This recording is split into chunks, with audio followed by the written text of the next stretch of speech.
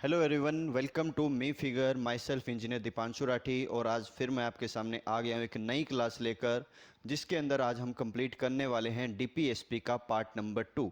DPSP क्या होते हैं? Directive principles of state policy, जिसके हिंदी में जिसे बोला जाता है राज्य के नीति निदेशक तत्व, जो हमारे संविधान के भाग 4 के अंदर लिखे हुए हैं, अनुच्छेद नंबर या आर्टिकल नंबर 36 से लेकर 51 तक। तो आज उसका सेकंड पार्ट हम करने वाले हैं। क्वेश्चंस को आज हम कंप्लीट करेंगे। टोटल 20 क्वेश्चन आज हम करने वाले हैं और इनको आधे घंटे के लेक्चर में कंप्लीट करके एक कंप्लीट नॉलेज हम गेन करेंगे हमारे एग्जाम के पॉइंट ऑफ व्यू से। तो बैच किस चीज़ का है? आप सबको जैसा कि पता है, दिल्ली पुलिस का कांस्टेबल बैच 60 दिन का 60 दिन का टारगेट बैच है। और आप हमें इंस्टाग्राम, यूट्यूब, फेसबुक और टेलीग्राम, और अभी एक और ख़ास जो अनाउंसमेंट है वो क्या है कि भाई एप्लीकेशन है वो प्ले स्टोर पर आ गई है मी फिगर के नाम से। कुछ ऐसा आपको लोगो वहाँ पर देखने को मिलेगा, तो इसे जल्दी से जल्दी डाउनलोड करके अपने अच्छे रिव्यूज़ दीजिए। तो कुछ आगे अगर हम मेन इन्फॉर्मेशन की बात करें जो आपको हेल्पफुल रहने वाली है आपके एग्ज़ाम को क्रैक करने के लिए, तो यहाँ पर दिल्ली पुलिस के 90 चैप्टर टेस्ट आपको प्रोवाइड किए जाएंगे। और ये चैप्टर टेस्ट आपके 10 क्वेश्चन पर सेट के हिसाब से रहने वाले हैं। इसी के साथ साथ रिवीजन पैक के कुछ 20 हमारे पास टेस्ट होंगे। इसी के साथ साथ सेक्शनल टेस्ट रहने वाले हैं जो कि 40 टेस्ट होंगे। और नेक्स्ट अगर हम बात करें फुल लेंथ टेस्ट की, तो वो कितने रहने वाले हैं? 24 फुल लेंथ टेस्ट आपको यहाँ पर मिलेंगे। चलिए नेक्स्ट आगे बात करें तो क्या मोटो है हमारा? वर्दी पक्की तुम्हारी, 60 दिन में करो तैयारी। आगे अगर हम बात करें तो कुछ ऐसी वेबसाइट और एप्लीकेशन आपको दिखने को मिलने वाली है। तो ये हमारे ऐप का और वेबसाइट का दोनों का ही सेम इंटरफेस आपको कुछ ऐसा दिखाई देगा, जहां पर जाकर आप डेमो क्लासेस को ज्वाइन कर सकते हैं। डेमो क्लास देखने के बाद आप आगे की क्लासेस के लिए अपने आप को एनरोल कर सकते हैं। नेक्स्ट चलिए अब पढ़ते हैं हमारे आज के क्वेश्चन की तरफ। सबसे पहला क्वेश्चन आपके सामने स्क्रीन पे। अब हमारी क्लास को रेगुलर लेकर चलते हैं। तो 2 मिनट के इंट्रोडक्शन के बाद अब हम स्टार्ट करते हैं हमारे आज के लेक्चर को। तो डीपीएसपी के बारे में हम पढ़ रहे हैं। तो किस चीज़ के बारे में पढ़ रहे हैं हम? डीपीएसपी के बारे में। डीपीएसपी हमारे संविधान में भाग 4 में लिखा हुआ है।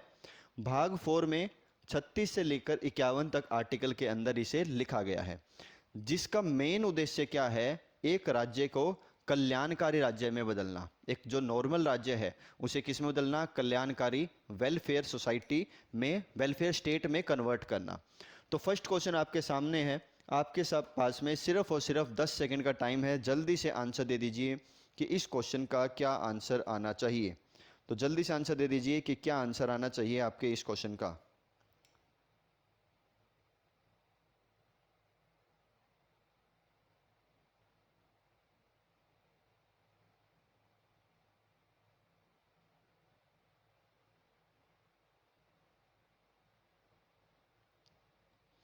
तो देखिए यहाँ पर क्या बात की गई है आपके सामने।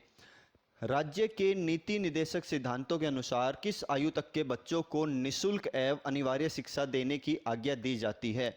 तो 14 वर्ष से कम उम्र के बच्चे, जो बच्चे 14 साल से कम उम्र के हैं, उनके लिए 2 प्रावधान रखे गए हैं। एक तो निशुल्क और दूसरा अनिवार्य शिक्षा। तो यह 2 चीज़ें किसकी तरफ से की जाएगी? सरकार की तरफ से बच्चों के लिए की जाएगी। तो यहाँ पर हमारे इस क्वेश्चन का जो करेक्ट आंसर है वो क्या होगा? ऑप्शन नंबर ए होगा। नेक्स्ट अगर हम बात करें, राज्य के नीति निदेशक जो सिद्धांत है, जो रूल्स गाइडलाइंस हैं, किस प्रकार मौलिक अधिकारों से भिन्न है? मतलब क्या वो रीजन है कि मौलिक अधिकार, जिन्हें हम क्या बोलते हैं, फंडामेंटल राइट्स बोलते हैं, उनसे अलग है? तो देखिए क्या है, पूर्वोक्त केंद्र सरकार के लिए है एवं उपरोक्त राज्यों के लिए है। तो ये बिल्कुल गलत बात हुई कि भाई उपरोक्त तो ऊपर वाला तो किसके लिए? राज्यों के लिए, और नीचे वाला किसके लिए है? केंद्र सरकार के लिए। क्या ऐसा है? नहीं। ऐसा क्यों नहीं है, इसका मतलब जान लेते हैं। कोई फर्क नहीं पड़ता कि डीपीएसपी हमारे केंद्र सरकार या राज्य सरकार के लिए है, या फंडामेंटल राइट्स हमारे राज्य या केंद्र सरकार के लिए है। मेन चीज़ यहाँ पर क्या है, दोनों के अंदर ही एक डेफिनेशन लिखी हुई है। फंडामेंटल राइट में तो लिखी हुई है आर्टिकल 12 की। आर्टिकल 12 में एक डेफिनेशन लिखी है किसकी? राज्य की। और ऐसे ही डीपीएसपी में लिखी है अनुच्छेद नंबर 36 में, आर्टिकल नंबर 36 में राज्य की डेफिनेशन। और जो दोनों में ही क्या है, बिल्कुल सेम लिखी हुई है। तो इसका मतलब जो डीपीएसपी फॉलो होंगे, जिस जगह पे डीपीएसपी फॉलो होंगे सेम उसी जगह पर फंडामेंटल राइट्स भी लागू होते हैं। पूर्वोक्त संविधान का अंश नहीं है जबकि उपरोक्त है। बोला भाई दोनों में से एक चीज संविधान का भाग नहीं है और जबकि एक है, तो यह बात भी गलत। दोनों ही चीजें कहां लिखी हुई है? संविधान के अंदर लिखी हुई है। तीसरा, राज्य के नीति निर्देशक सिद्धांत परिवर्तनीय नहीं है जबकि मूल अधिकार परिवर्तनीय है। कि भाई राज्य के नीति निर्देशक सिद्धांतों को तो हम क्या नहीं कर सकते? परिवर्तन नहीं कर सकते, न्यायालय के पास ऐसी पावर नहीं है। लेकिन दूसरी तरफ क्या बोला गया? जो हमारे फंडामेंटल राइट्स हैं वो परिवर्तनीय है। अब ये चीज हमने पढ़ी थी फंडामेंटल राइट में कि जो परिवर्तन की पावर है, मूल अधिकारों में जो परिवर्तन की पावर है वो किसके पास है? जुडिशरी के पास है। किसके पास है? ये जुडिशरी के पास है। ठीक है, ये चीज हमने पढ़ी हुई है। और चौथा ऑप्शन आपके सामने, इनमें से कोई नहीं। तो मैंने एक एक करके तीनों के तीनों आपको एक्सप्लेन कर दिए हैं। तो जितना जल्दी हो सके अब इसका आंसर दीजिए आप लोग कि क्या यहां पर इसका आंसर आना चाहिए। तो देखिए, इसका जो सबसे परफेक्ट और सबसे करेक्ट आंसर आएगा वो क्या आएगा? ऑप्शन नंबर सी आएगा। ऑप्शन नंबर सी जो कि हमारा यहाँ पर क्या है? सबसे करेक्ट आंसर है। यह बात बिल्कुल ठीक लिखी है कि मूल अधिकार में परिवर्तन हो सकते हैं और डीपीएसपी राज्य के नीति निर्देशक सिद्धांतों में नहीं हो सकते। नेक्स्ट क्वेश्चन देखिए, भारतीय संविधान के कौन कौन से संशोधन अधिनियम द्वारा टकराव की दशा में राज्य के नीति निर्देशक तत्वों को मूल अधिकारों पर वरीयता दी गई है? यानी कि कोई ऐसा तरीका हो गया कि डीपीएसपी के अंतर्गत सरकार ने कोई नई पॉलिसी बनाई। अब उस पॉलिसी का मोटिव तो क्या है कि ज्यादा से ज्यादा लोगों को क्या पहुंचाना? फायदा पहुंचाना। इसी के अपोजिट अगर हम बात करें फंडामेंटल राइट्स की, तो इस पॉलिसी से क्या होगा? कुछ फंडामेंटल राइट्स का हनन होगा। किसका? कुछ फंडामेंटल राइट्स का हनन होगा। फंडामेंटल राइट्स के चैप्टर में हमने इसे पढ़ा था। एक प्रॉपर क्वेश्चन था कि भाई जब भी डीपीएसपी और फंडामेंटल राइट के बीच में टकराव होगा तो किसको मान्यता ज्यादा दी जाएगी? डीपीएसपी को। ठीक है, और क्यों दी जाएगी? क्योंकि यह डीपीएसपी के अंतर्गत ही आता है कि भाई कुछ मौलिक अधिकारों का हनन हो सकता है, सभी का नहीं, कुछ का। तो ये चीज वहां हमने पढ़ी थी। तो कौन से संविधान संशोधन में इस चीज को किया गया था, यह हमसे पूछा गया है कि कौन से संविधान संशोधन में इसे किया गया था। और हमारा आंसर क्या आ जाएगा? यहां पर हमारा आंसर आ जाएगा ऑप्शन नंबर बी। हमने वहां पर पढ़ा था, तो ऑप्शन नंबर बी हमारा यहां पर क्या होगा? करेक्ट आंसर होगा। चलिए नेक्स्ट क्वेश्चन, भारतीय संविधान के अंतर्गत कल्याणकारी राज्य की अवधारणा निम्नलिखित में से किस अनुच्छेद में वर्णित है? ये लीजिए, प्रश्न आ गया कि भाई डीपीएसपी का, राज्य के नीति निर्देशक सिद्धांतों का मेन मोटिव क्या है? कल्याणकारी राज्य की स्थापना। मेन मोटिव क्या है? कल्याणकारी राज्यों की स्थापना। तो यह बात कौन से अनुच्छेद में लिखी गई है? यह बात कौन से अनुच्छेद में लिखी गई है, यह पूछा गया है। तो यह बात कौन से अनुच्छेद में लिखी गई है? यह लिखी गई है अनुच्छेद नंबर 38 में। किसमें? अनुच्छेद नंबर, आर्टिकल नंबर 38 में। तो ऑप्शन नंबर बी यहां पर हमारा क्या होगा? करेक्ट आंसर होगा। चलिए अब ये क्वेश्चन आपके सामने है, जल्दी से इसका आंसर दे दीजिए। फटाफट से 10 सेकंड का टाइम आपके पास है, जल्दी से आंसर दीजिए। क्या आंसर आना चाहिए यहां पर?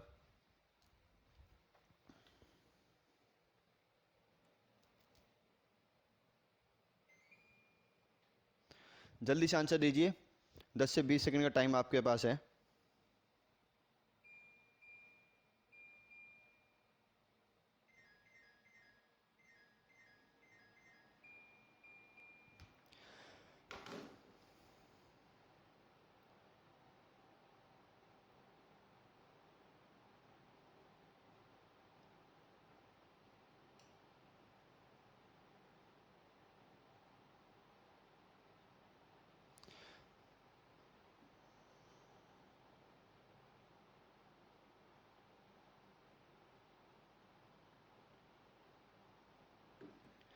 तो देखिए अब आपके सामने जो क्वेश्चन है उसका क्या आंसर होगा? सामान्य न्याय और निशुल्क विधि सहायता का प्रावधान संविधान के किस अनुच्छेद में है? कि एक तो सब लोगों को क्या मिले? समान रूप से न्याय मिले, जैसे अनुच्छेद नंबर 14 में बोला गया था। आर्टिकल 14 में क्या बोला था? कानून के सामने सब लोग समक्ष है, विधि के समक्ष शासन चलेगा। अनुच्छेद नंबर 15 में क्या बोला गया था? किसी के साथ भेदभाव नहीं। अनुच्छेद नंबर 16 में अवसर की समानता की बात की गई है। तो यहाँ से हर जगह से किस चीज़ की बात चल रही है? समानता की। किस चीज़ की? समानता की। और वही समान न्याय की बात यहाँ पर है। और निशुल्क विधि, निशुल्क विधि का क्या मतलब हुआ? अगर आपको न्याय चाहिए तो जरूरी नहीं है कि आपको उसके लिए खर्चा करना पड़ेगा, पैसा देना पड़ेगा। तो यह बात कहाँ लिखी हुई है? अनुच्छेद नंबर 39A 39A के अंदर लिखी हुई है। तो ऑप्शन नंबर बी हमारा यहाँ पर क्या आएगा? करेक्ट आंसर आएगा। नेक्स्ट आपके सामने है, भारतीय संविधान के निम्नलिखित अनुच्छेदों में से कौन सा अनुच्छेद राज्य सरकारों को ग्राम पंचायतों को संगठित करने का निर्देश देता है?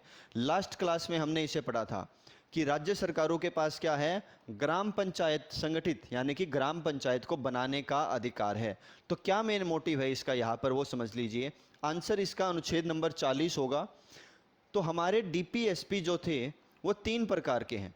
एक है समाजवाद के, तो ग्राम पंचायत का जो संगठन है वो किसके अंदर आता है? समाजवाद के अंदर आता है। फिर दूसरा है गांधीवाद।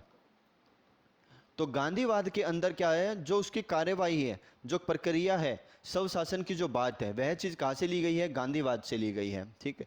और इसके बाद तीसरे नंबर पे हमारे पास कौन से थे? उदार बौद्धिक। तीसरे नंबर पे हमारे पास कौन से हैं? उदार बौद्धिक। तो 3 प्रकार के हमारे पास डीपीएसपी है। और हमारे इस क्वेश्चन का आंसर भी क्या होगा? ऑप्शन नंबर बी, अनुच्छेद नंबर 40 इसका करेक्ट आंसर होगा। किस बात पे? ग्राम पंचायत के निर्माण के बात पे, संगठित के बात पे। आगे, सभी भारतीयों के लिए एक समान सिविल संहिता प्राप्त करने की बात कहाँ की गई है? कि भाई 2 चीजें हैं। एक तो आपके पास है इंडियन कॉन्स्टिट्यूशन, भारतीय संविधान। दूसरा आपके पास है आईपीसी, इंडियन पिनल कोड, भारतीय दंड संहिता। मतलब कोई भी व्यक्ति हो उसके लिए दंड जो है वो समान रहेगा, सब लोगों के लिए इक्वल रहेगा। तो यह बात कहाँ पर लिखी गई है? आचार संहिता वाली। तो इसका आंसर क्या है? अनुच्छेद नंबर 44। अनुच्छेद नंबर 44 ऑप्शन नंबर बी के अंदर लिखा गया है कि सब लोगों के लिए क्या होनी चाहिए? एक समान सिविल संहिता होनी चाहिए। अब आप पूछोगे कि इतने सारे अनुच्छेद है, इतनी सारी चीज़ें हैं, हम कैसे याद करेंगे? तो सिंपल सी चीज़ है, आपको डीपीएसपी के 36 से लेकर 51 अनुच्छेद के बारे में पता होना चाहिए कि किस अनुच्छेद में क्या लिखा है। और सिंपली अगर मैं बोलूँ आपको तो 1 से लेके 51A तक, 1 से लेके 51A तक एक एक बार आपने सारे के सारे अनुच्छेदों को पढ़ना ही पढ़ना है। यहाँ से अगर पॉलिटी के 10 क्वेश्चन भी पेपर में आ रहे हैं, जीके में, ठीक है, या 7 क्वेश्चन भी आ रहे हैं, तो 7 में से या 10 में से 50% आपके इन अनुच्छेदों के अंदर से ही आएगा, अगर पॉलिटी का पोर्शन है तो 1 से लेकर 51 तक, यह सबसे इंपॉर्टेंट है। तो यहाँ पर क्या पूछा है? संविधान के किस अनुच्छेद में न्यायपालिका का कार्यपालिका से पृथक्करण का उल्लेख किया गया है? यह चीज हमने पढ़ी थी, लास्ट क्लास में पढ़ी थी। लास्ट क्लास में क्वेश्चन क्या था कि न्यायपालिका को कार्यपालिका से अलग करने की बात कहाँ की गई है? तो वो बात कहाँ की गई थी? डीपीएसपी में, राज्य के नीति निर्देशक तत्वों में। लेकिन इसका आंसर क्या है? अनुच्छेद number 50, article number 50, option number D हमारा क्या होगा? करेक्ट आंसर होगा। ऑप्शन नंबर डी यहाँ पर हमारा क्या होगा? करेक्ट आंसर होगा। चलिए नेक्स्ट क्वेश्चन आपके सामने है। अब जल्दी से इसका आंसर दे दीजिए, आपके पास 10 सेकंड का टाइम है। राज्य के नीति निर्देशक सिद्धांतों में से किस अनुच्छेद का संबंध अंतर्राष्ट्रीय शांति और सुरक्षा के संवर्धन से है? तो बहुत सारे अनुच्छेद तो आपको अभी इसी क्लास में यहीं पे याद हो जाएंगे, जो मोस्ट इंपॉर्टेंट है। तो अंतर्राष्ट्रीय सुरक्षा और शांति का प्रावधान कहाँ पे लिखा गया है? डीपीएसपी के अंदर। एक चीज तो ये पता चल गई। दूसरा, अभी आपको अनुच्छेद पता चल जाएगा कि किस अनुच्छेद के अंदर इस बात को बोला गया है, कि किस अनुच्छेद के अंदर इस बात को बोला गया है। तो जल्दी से आंसर दे दीजिए, 10 सेकंड का टाइम आपके पास यहाँ पर है। तो 10 सेकंड के टाइम में हमारे पास क्या आंसर आता है? देखिए, अनुच्छेद नंबर 51, आर्टिकल नंबर 51 के अंदर अंतर्राष्ट्रीय संबंध व सुरक्षा की क्या की गई है? चर्चा की गई है और बात की गई है। तो ऑप्शन नंबर बी हमारा क्या होगा? करेक्ट आंसर होगा। नेक्स्ट आपके सामने, भारतीय संविधान के किस अनुच्छेद द्वारा निम्न दुर्बल वर्गों को शिक्षा संबंधी सुरक्षा की सुरक्षा प्रदान की गई है? कि भाई शिक्षा मिलेगी निम्न और दुर्बल वर्ग। निम्न कौन से होते हैं? जो थोड़े से लो लेवल पे आ गए, निम्न पे आ गए, लो, मीडियम, फिर हाई लेवल अलग अलग बन गए। और उसी तरीके से दुर्बल वर्ग, ऐसे वर्ग या ऐसे सोसाइटी के ग्रुप्स जो समाज में पिछड़े रह गए, पिछड़े वर्ग की बात हो रही है। तो शिक्षा संबंधी अधिकार दिए गए हैं। तो वह बात इन चारों में से कौन से अनुच्छेद में की गई है? ये हमसे क्या पूछा गया है? क्वेश्चन पूछा गया है। तो जल्दी से आंसर दे दीजिए इसका। तो इसका आंसर हमारे पास क्या आएगा? Option number B, option number B, अनुच्छेद नंबर 46, आर्टिकल नंबर 46 हमारा यहाँ पर क्या रहने वाला है, करेक्ट आंसर रहने वाला है। तो देखिए ये हमारे अभी तक के यहाँ पर कितने थे, 10 क्वेश्चन थे जिनकी हमने प्रैक्टिस की है। अब बस 10 क्वेश्चन और हैं आज की क्लास में, फिर इसके बाद आज की पॉलिटी की जीके की क्लास हमारी ओवर होती है। और इसी के साथ साथ हम जो आगे करेंगे पढ़ाई, दूसरी क्लास में हम करेंगे ज्योग्राफी की। तो आधे घंटे की पॉलिटी और आधे घंटे की ज्योग्राफी, 2 क्लासेज आज हम लेकर चलेंगे। और अब से रेगुलर आपको 2-2 क्लास मिला करेगी, पॉलिटी की भी ज्योग्राफी की भी, ताकि आपका जीके का पोर्शन अच्छे से और जल्दी से जल्दी क्या हो जाए, पूरा हो जाए, ताकि आपके पास रिवीजन का टाइम भी बच जाए। चलिए नेक्स्ट पढ़ते हैं। काम करने के अधिकार को राज्य सरकार के नीति निदेशक तत्वों में निम्नलिखित में से किस अनुच्छेद के अंदर रखा गया है? कि भाई काम करने के अधिकार की बात हो रही है यहाँ पर, तो वह कौन से अनुच्छेद में लिखा गया है कि आपके पास क्या होगा, राइट टू वर्क होगा। किस चीज़ की बात चल रही है, राइट टू वर्क की बात चल रही है। तो राइट टू वर्क वाली बात कहाँ पर है, अनुच्छेद नंबर 41 के अंदर। कहाँ पर, अनुच्छेद नंबर 41 के अंदर, आर्टिकल नंबर 41, आर्टिकल नंबर 41 में इस बात को लिखा गया है। नेक्स्ट देखिए आपके सामने ये पर्सन है, थोड़ा सा कॉम्प्लिकेटेड है बट उतना ही ज़्यादा आपके लिए क्या बनेगा, ये आसान बनेगा।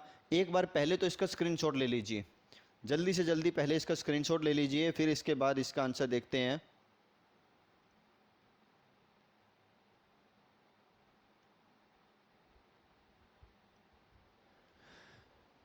देखिए क्या लिखा है, सूची 1 को सूची 2 से सुमेलित कीजिए तथा सूचियों को नीचे दिए गए कूट का सही आंसर चेक कीजिए।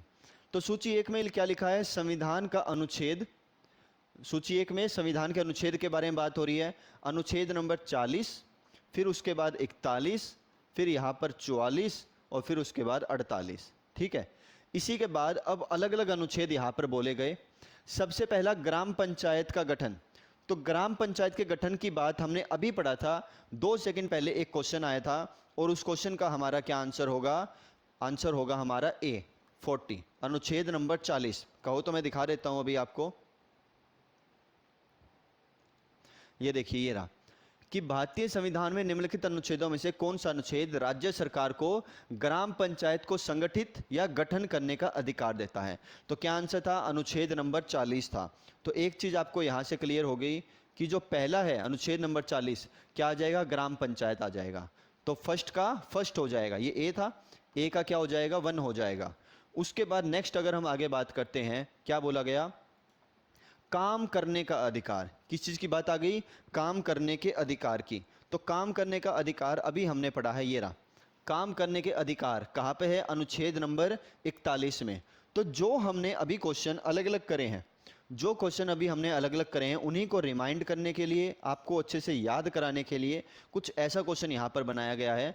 तो आर्टिकल नंबर 41 किस क्या हो जाएगा, काम करने का अधिकार। तो इसका क्या जाएगा, 2। तो ए का 1 है और बी का क्या आंसर है, 2 आंसर है। वैसे तो यहाँ से मैच करके हम निकाल सकते हैं कि देखिए ए का 1 और बी का 2, ऑप्शन नंबर ए ही हमारा क्या होगा, करेक्ट आंसर होगा। आगे फिर भी पढ़ते हैं, समान नागरिक संहिता, मतलब सेम रूल के लिए क्या होगा, मतलब सेम जुर्म के लिए सेम सजा मिलेगी। आईपीसी वाली बात हो रही है, अभी हमने कवर किया था ये यहाँ पर, ये रहा, ये बात थी कि एक समान सिविल संहिता की बात कहां पर की गई थी, अनुच्छेद नंबर 44 के अंदर की गई थी, आर्टिकल नंबर 44 के अंदर की गई थी। और वही क्वेश्चन आपके सामने अब यहां पर है कि भाई आर्टिकल नंबर 44 क्या है, 3 वाले के लिए है, समान नागरिक संहिता के लिए। अब जो बचा 48 ऑप्शन नंबर डी, अब जो बचा 48 ऑप्शन नंबर डी, वो किसके लिए, कृषि एवं पशुपालन का गठन, कृषि एवं पशुपालन का गठन। तो क्या आंसर आएगा, 1 2 3 4 option number A, option number A यहाँ पर वैसे तो क्या रहने वाला है, करेक्ट आंसर रहने वाला है। इसी के साथ साथ आपको 4 अलग अलग अनुच्छेद भी अब याद हो गए होंगे कि 40 नंबर पे, 41 पे, 44 पे, 48 पे क्या लिखा हुआ है। चलिए नेक्स्ट क्वेश्चन अब आपके सामने है, जल्दी से एक बार देखिए और आंसर दीजिए कि क्या आंसर इस क्वेश्चन का आपके लिए हो सकता है। जल्दी से बता दीजिए कि क्या आंसर यहाँ पर होगा। देखिए क्या बोला गया, निम्न में से कौन सा राज्य के नीति निदेशक तत्वों में शामिल है। अब पर्सन देखिए क्या है, 36 से लेके 51 तक आपको वैसे तो सारे पता होने चाहिए, तभी आप ऐसे क्वेश्चन का आंसर दे सकते हो। फिर भी हम पढ़ लेते हैं, मादक पेयों और स्वास्थ्य के लिए, अच्छा एक रह गया, मानव के दुर्व्यवहार और बालत श्रम का प्रतिषेध। मतलब कि एक तो इंसान का दुर्व्यवहार नहीं होना चाहिए, यानी कि उसका शोषण नहीं होना चाहिए, और जो बालत श्रम का प्रतिषेध मतलब बच्चों से जो बंधुआ मजदूरी या 14 साल से कम उम्र के बच्चों को कारखाने आदि खदान में काम करवाया जाता है उसके ऊपर बैन की बात। तो क्या ये ऑप्शन नंबर 1 करेक्ट है? क्या इस ऑप्शन नंबर 1 की बात राज्य के नीति निदेशक तत्व डीपीएसपी के अंदर होती है? तो नहीं होती है। यह बात कहाँ होती है? फंडामेंटल राइट में होती है। कहाँ पर होती है? अनुच्छेद नंबर 23 और 24 में। कहाँ पर होती है? अनुच्छेद नंबर 23 और 24 में। तो इसीलिए ऑप्शन नंबर 1 तो हमारा करेक्ट आंसर नहीं होगा। आगे, मादक पेयों और स्वास्थ्य के लिए हानिकारक औषधियों के औषधीय प्रयोजनों में भिन्न उपयोग का प्रतिषेध। तो जो भी हमारे पेय पदार्थ हैं या स्वास्थ्य से रिलेटेड चीज़ें हैं उनके अंदर जो भिन्न भिन्न उपयोग किए जाते हैं ना अलग अलग औषधियों के, उसके ऊपर प्रतिषेध है कि भाई एक्स्ट्रा अनवांटेड चीज़ें यहाँ पर नहीं मिली हुई होनी चाहिए। तो ऑप्शन नंबर जो 2 है वो बिल्कुल करेक्ट बोला गया है यहाँ पर। तो इसका आंसर क्या आ जाएगा? केवल 2, ना 1 ना 2, सॉरी ना 1 ना 1 और 2, ना ही 1 और 2 में से कोई भी नहीं। तो ऑप्शन नंबर बी यहाँ पर हमारा क्या होगा? करेक्ट आंसर होगा। ऑप्शन नंबर बी हमारा यहाँ पर क्या होगा? करेक्ट आंसर होगा। चलिए नेक्स्ट आपके सामने है। पहले इस क्वेश्चन का स्क्रीनशॉट लीजिए, इंपॉर्टेंट क्वेश्चन है, फिर उसके बाद हम इसको डिस्कस करेंगे। तो जल्दी से देखिए और बताइए कि क्या आंसर यहाँ पर इसका होना चाहिए।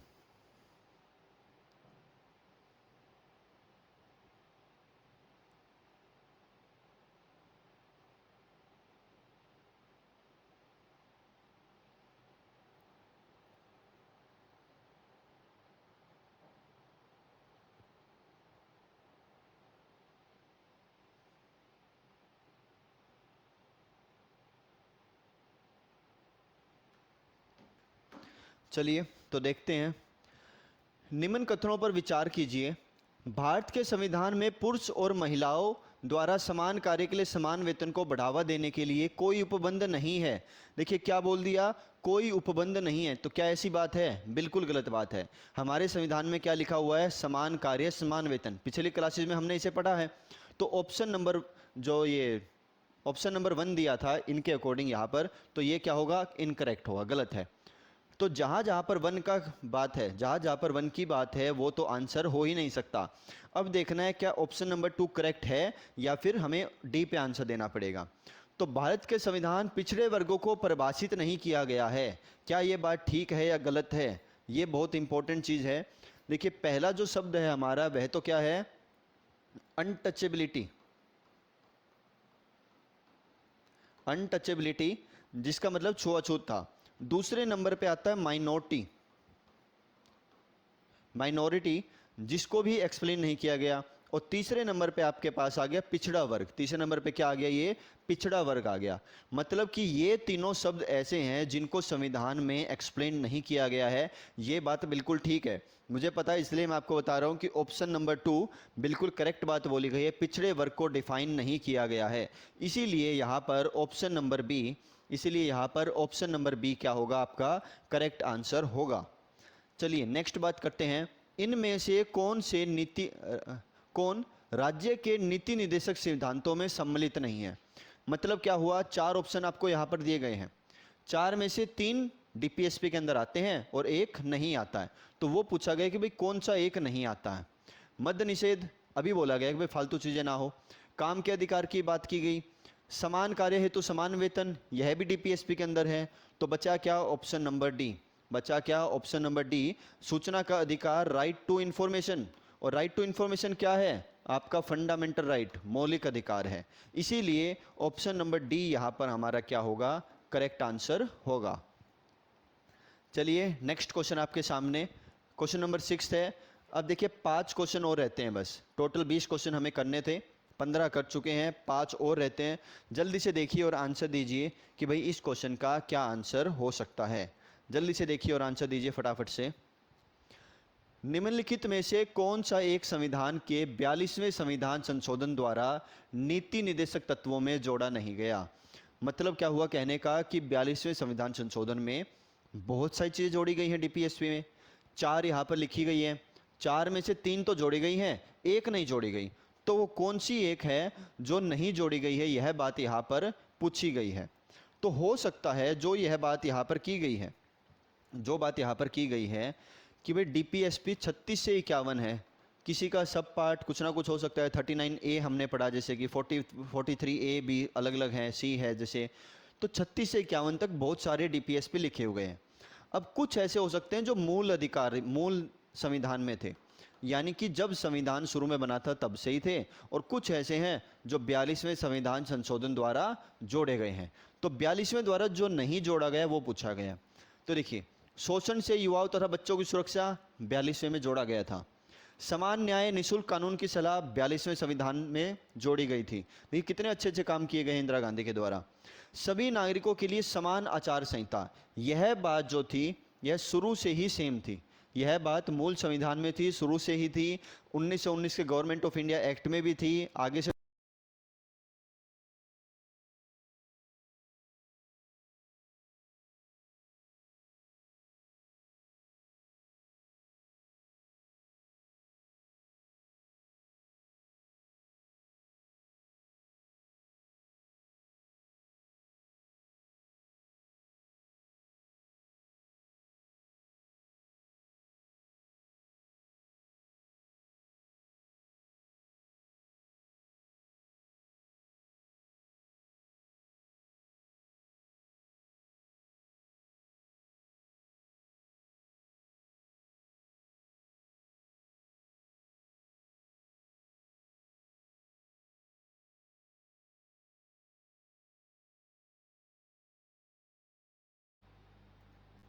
देखिए अब आपको आवाज आ गई होगी। तो सिंपल इस क्वेश्चन के अंदर क्या बात थी कि भाई यहाँ पर चार ऑप्शन है, चार में से हमारे जो डीपीएसपी है, डीपीएसपी है वो 36 से 51 तक लिखे हुए है ना। 36 से 51 में से कुछ ऐसे थे जो मूल संविधान में शुरू से ही थे, कुछ बाद में संशोधन करके डाले गए, और कुछ ऐसे हैं जो 42वें संविधान संशोधन के द्वारा ऐड किए गए।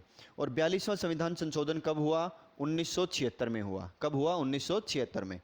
तो इन चारों में से जो ऑप्शन नंबर सी है हमारा, यह कब जोड़ा गया था? 42वें संविधान संशोधन के टाइम पे जोड़ा गया था। अच्छा, जोड़ा नहीं गया था मतलब ये संविधान में जोड़ा नहीं गया था, ये पहले से शुरू से ही था। तो इसीलिए ऑप्शन नंबर सी हमारा यहाँ पर क्या होगा? करेक्ट आंसर होगा। ये हम सारा डिस्कस कर रहे हैं। कभी कभार आवाज़ की दिक्कत हो जाती है बीच बीच में, कोशिश कर रहे हैं कि बिल्कुल भी ना हो आगे से। नेक्स्ट है, भारत के कल्याणकारी राज्य होने का विचार पाया जाता है, मतलब भारत को एक कल्याणकारी राज्य बनाना है। यह बात कहाँ पर लिखी गई है? देखिए, संविधान की प्रस्तावना में ये लिखा गया है, मौलिक अधिकारों में, नीति निर्देशक तत्वों में, और आगे क्या बोला गया? ए और सी दोनों में। तो देखिए, संविधान की प्रस्तावना के अंदर भी यह बात लिखी गई है और नीति निर्देशक तत्वों के अंदर भी यह बात लिखी गई है। इसीलिए जो हमारा आंसर है वो आंसर क्या होगा? ऑप्शन नंबर डी होगा। ऑप्शन नंबर डी हमारा यहाँ पर क्या होगा? करेक्ट आंसर होगा। क्यों? क्योंकि कल्याणकारी राज्य, एक अच्छा राज्य बनाना है, ठीक है, तो उसकी बात प्रस्तावना और यहाँ पर दोनों जगह पर की गई है। तो ये हमारे हो गए 7 क्वेश्चन। अब 3 क्वेश्चन और रहते हैं, तो 3 क्वेश्चन के लिए और बने रहिए, काफ़ी लेंथी क्वेश्चन है आपके सामने स्क्रीन पर। तो जल्दी से पहले तो इसका स्क्रीनशॉट ले लीजिए, फिर इसके बाद हम इसे सॉल्व करना स्टार्ट करेंगे और फिर हम नेक्स्ट क्वेश्चन की तरफ जाएंगे। तो मैं दूर हो जाता हूँ, एक बार जल्दी स्क्रीनशॉट ले लीजिए क्वेश्चन नंबर 8 का, ये फिर आपके सामने क्वेश्चन नंबर 9 और फिर आपके सामने लास्ट क्वेश्चन नंबर 10। हाँ, तो जल्दी से पहले स्क्रीनशॉट ले लीजिए और सोल्व करने की कोशिश कीजिए, देखिए कि क्या आंसर आएगा। देखिए कि क्या आंसर आएगा यहाँ पर, जल्दी से बताइए और देखिए। चलो पढ़ते हैं। भारतीय संविधान में प्रस्तावित राज्य की नीति निदेशक तत्वों के अंतर्गत निम्न प्रावधानों पर विचार कीजिए। तो यहाँ पर 1, 2, 3, 4, ये 4 बातें यहाँ पर लिखी गई है और इन चारों में से कौन सी बात सही है वो हमें बतानी है, इनके ऊपर विचार करना है। जरूरी नहीं है सही या गलत, इन चारों में जो लिखा है क्या वो बात सही है गलत है वो बताना है हमें। तो भारतीय नागरिकों के लिए समान नागरिक संहिता सुरक्षित करना, तो क्या यह विचार जो है निम्न,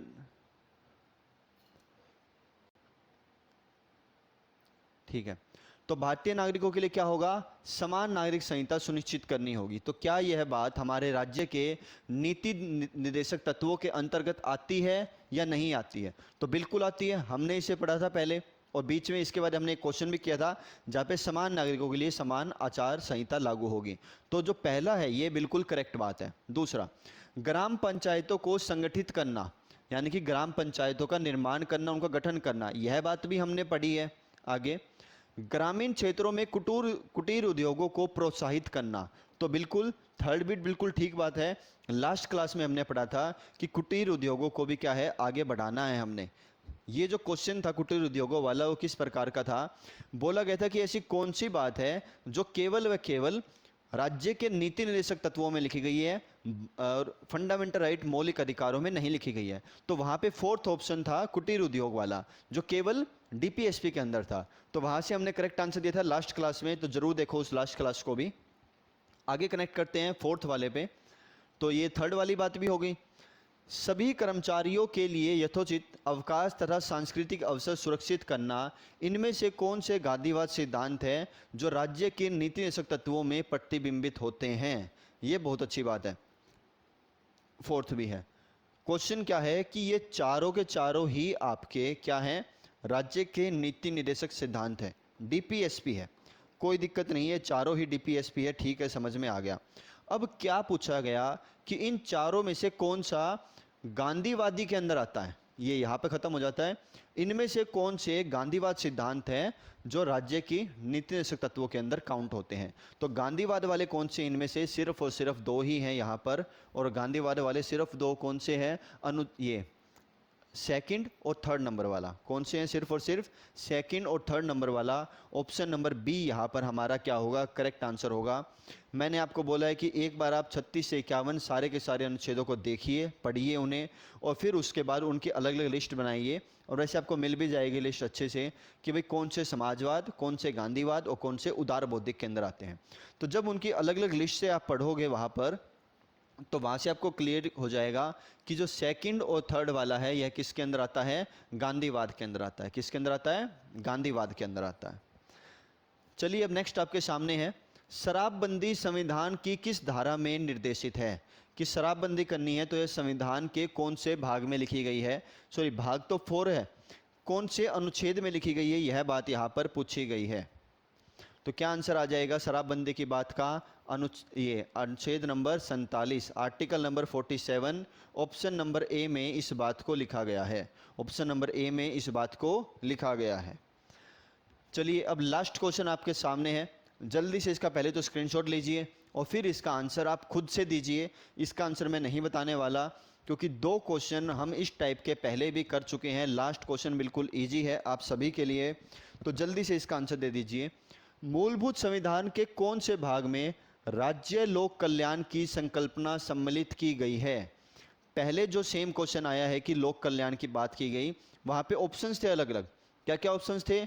सेम प्रस्तावना, फिर उसके बाद प्रस्तावना के बाद फंडामेंटल राइट था वहां पर, फिर राज्य के नीति निर्देशक तत्व थे, और फिर ऑप्शन था ए और सी दोनों। अगर सिर्फ इतने ही ऑप्शन आए, इस तरीके से 4 ऑप्शन आ गए, तो आप क्या आंसर दोगे? तो सबसे जो बेस्ट आंसर यहाँ पर रहेगा, पता है कि कल्याणकारी राज्य की बात कहाँ लिखी गई है? डी में। कहाँ पर लिखी गई है? राज्य के नीति निर्देशक तत्वों में। किसके अंदर? डीपीएसपी के अंदर। किसके अंदर? डीपीएसपी के अंदर। तो यह हमारे इस क्वेश्चन का क्या होगा? करेक्ट आंसर होगा। तो ऑप्शन नंबर डी हमारा क्या है? करेक्ट आंसर है। चलिए तो आज की क्लास को हम यहीं पे ओवर करते हैं। पॉलिटी के डीपीएसपी का चैप्टर आज खत्म हुआ।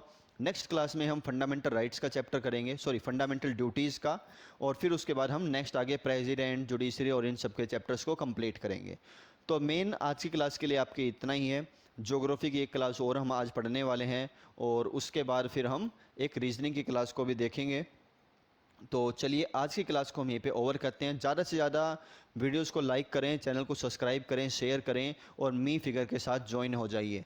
तो अलग अलग जगह पे आप हमसे जुड़ सकते हैं, जैसा कि आपके सामने यहाँ पर वेबसाइट लिखी है www.mefigure.in, फिर मी फिगर हैश लगाओ, लगाओगे आप तो इंस्टाग्राम पे, टेलीग्राम पे, यूट्यूब पे, और अभी इसी के साथ साथ प्ले स्टोर पर भी, अभी इसी के साथ साथ हम अवेलेबल हैं आपको प्ले स्टोर पर भी। तो जितना ज़्यादा हो सकता है हमारे साथ जुड़िए, आगे बढ़िए और अपने लक्ष्य को टारगेट कीजिए और उसे अचीव कीजिए। तो चलिए आज की क्लास को हम यहीं पे ओवर करते हैं। थैंक यू वेरी मच, बहुत अच्छा लगा आपको पढ़ा कर, आपके साथ मिलकर। जय हिंद, जय भारत।